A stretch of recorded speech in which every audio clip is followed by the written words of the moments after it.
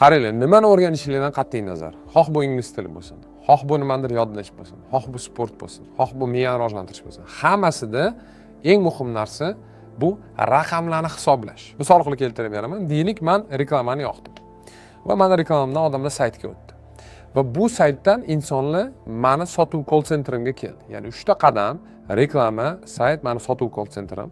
Keyin sotuv call centrim deylik nimadir kimgadir sotadi. Endi tasavvur qiling, agar menda reklama yaxshi ishlasa, call center yaxshi ishlasa-da, lekin saytimdan odamlar kam bu yoqqa o'tsa, ya'ni men saytim yaxshi ishlamasa yoki qotsa yoki ichidagi yozuvlar tushunarsiz bo'lsa, katta ehtimol bilan saytim 2 barobar yomon ishlasa, umumiy hajm ham 2 barobar past bo'ladi.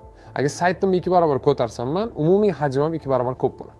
Ya'ni har bitta zonada, deylik, ingliz tilida deysizmi, sotuv deysizmi, boshqa narsa deysizmi, siz eng weak pointlarni qidirishingiz kerak. Ya'ni slabi joylarni qidirishingiz kerak. O'shani o'stirishingiz kerak. Eng katta o'sishingiz mumkin bo'lgan joylar bu sizning kuchsiz joylaringiz. Agar deylik, sizda ingliz tilida speaking band past bo'lsa, misol uchun overall score olyapsiz IELTSdan, IELTS writing, listening, speaking, reading bo'lsa, speaking bandingiz past bo'lsa, deylik 2 yoki 3 ballga qolganlarga qaraganda umumiy overall skorda u hamma natijani pasaytirib yuboradi.